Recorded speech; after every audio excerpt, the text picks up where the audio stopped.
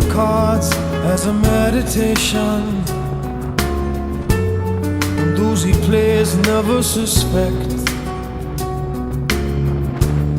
He doesn't play for the money he wins, he doesn't play for respect.